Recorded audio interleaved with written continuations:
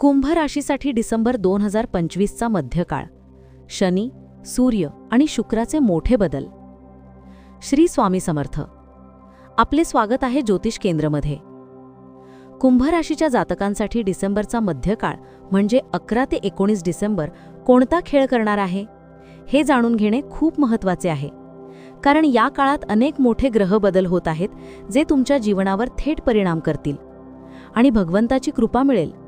कमेंटमध्ये लिहा श्री स्वामी समर्थ. हर हर महादेव. जय महाकाल. प्रमुख ग्रहस्थिती आणि तुमच्या जीवनावरील परिणाम.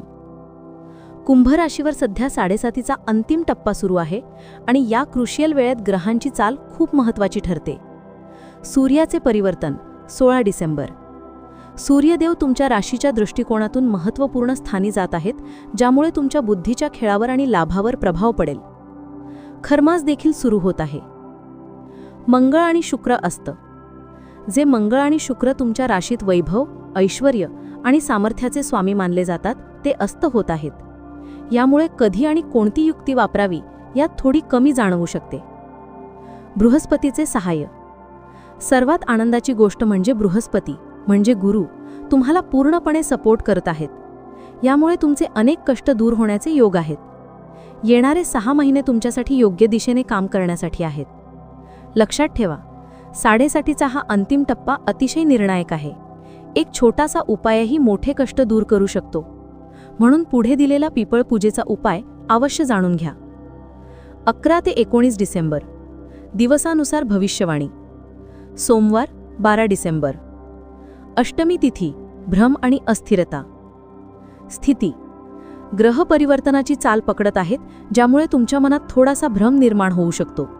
हा मार्ग बरोबर आहे की नाही अशी द्विधा मनस्थिती थाळीतील वांग्यासारखी होऊ शकते. उपाय. रुक्मिणी अष्टमी आहे. 8 सौभाग्यवती स्त्रियांचं भोजन करून त्यांचे आशीर्वाद घ्या. रुक्मिणी कृष्णाचे षोडशोपचार पूजन करा. यामुळे सौभाग्याचा उदय होण्यास मदत मिळेल. मंगळवार 13 डिसेंबर. नवमी तिथी मान सन्मानाची काळजी. स्थिती.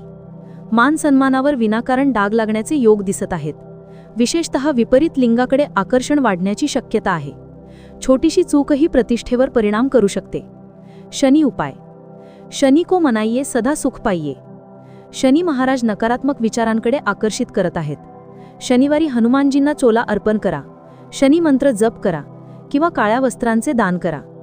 थंडीमुळे गूळ किंवा तिळाच्या रेवड्यांचे दान करणे अत्यंत श्रेष्ठ आहे. बुधवार 14 डिसेंबर. दशमी तिथी शुक्र अस्त. प्रेम संबंधात काळजी. स्थिती. शुक्र अस्त होत आहे. यामुळे प्रेम संबंधांमध्ये थोडी नकारात्मकता येऊ शकते. नवीन संधींमध्ये तसेच इतरांना प्रभावित करण्याच्या क्षमतेत थोडी कमी जाणवेल. सकारात्मक बाजू. दिवसाच्या शेवटी ग्रह धर्मभावाचा उदय करतील आणि धनाच्या लाभाचा योग निर्माण होईल. नशिबाची म्हणजे भाग्याची साथ मिळणार आहे. उपाय. शुक्र गौ पूजा करा. देवाला अत्तर अर्पण करा. गुरुवार 15 डिसेंबर. एकादशी सफला एकादशी आणि शनिदोष निवारण. स्थिती. या दिवशी सफला एकादशी आहे. खरमास सुरू होणार असला तरी बृहस्पतीचा म्हणजे गुरुचा पूर्ण सपोर्ट तुमच्या बाजूने आहे, त्यामुळे काळ नकारात्मक नाही. सर्वात मोठा उपाय शनिदोषासाठी. पिपळ पूजन. पिपळच्या झाडात साक्षात भगवान विष्णूंचा वास असतो. या दिवशी पिपळची पूजा आणि प्रदक्षिणा केल्यास शनीचे दोष दूर होतात. पूजा विधी. ओम नमो नारायणाय किंवा ओम नमो भगवते वासुदेवाय या मंत्राचा जप करा. एकादशीचे व्रत ठेवा म्हणजे तांदूळ टाळा. तुमच्या उंची एवढा एक दोरा घेऊन पिपळला 7 प्रदक्षिणा करून बांधा. तिळाच्या तेलाचा दिवा प्रज्वलित करा. पुराणातील कथा. पद्मपुराणानुसार चंपावतच्या राजाच्या वाईट मार्गाला गेलेल्या मुलाने केवळ पिपळच्या झाडाची फळे गोळा करून ठेवली. यामुळे त्याला भगवान विष्णूंची कृपा मिळाली आणि त्याचे सर्व कष्ट दूर झाले. हा छोटासा उपाय मोठा परिणाम देणारा आहे. 16 डिसेंबर. धनु संक्रांती आणि खरमास. मोठा बदल. सूर्य 16 डिसेंबर रोजी सकाळी 4 वाजता राशी बदलत आहेत. रात्री संक्रांत असल्याने पुण्यकाळ 16 डिसेंबरला मानला जाईल. लाभालाभ. सूर्याचा हा परिवर्तन तुम्हाला लाभालाभाचे योग निर्माण करत आहे. तुम्ही योग्य दिशा पकडणार आहात. धनाबद्दल विशेष खबरदारी. या 30 दिवसांच्या चक्रात जर चुकीच्या मार्गाने अनैतिक मार्गाने धन घरात आले तर ते कुटुंबावर 100 पट अधिक भार उत्पन्न करू शकते. योग्य कामाचे चांगले आणि वाईट कामाचे वाईट परिणाम नक्कीच मिळतील. संतान. मुलांकडे विशेष लक्ष देणे आवश्यक आहे. त्यांच्यासाठी हा काळ थोडासा जड असू शकतो. संक्रांतीचे उपाय. सूर्याचे नकारात्मक प्रभाव कमी करण्यासाठी गरम वस्त्र, चपला, बूट, तीळ किंवा गुळाचे दान गरजूंना करा. तांब्याच्या लोट्यात लाल रोळी आणि पिवळे फूल टाकून रोज सूर्याला अर्घ्य द्या. शुक्रवार 16 डिसेंबर संधी आणि बुद्धीची अस्थिरता. स्थिती. काम करत असतानाही मनात मी हे का करत आहे असा विचार येऊ शकतो. जेवढे पाऊल पुढे टाकाल तेवढीच सफलता मिळेल.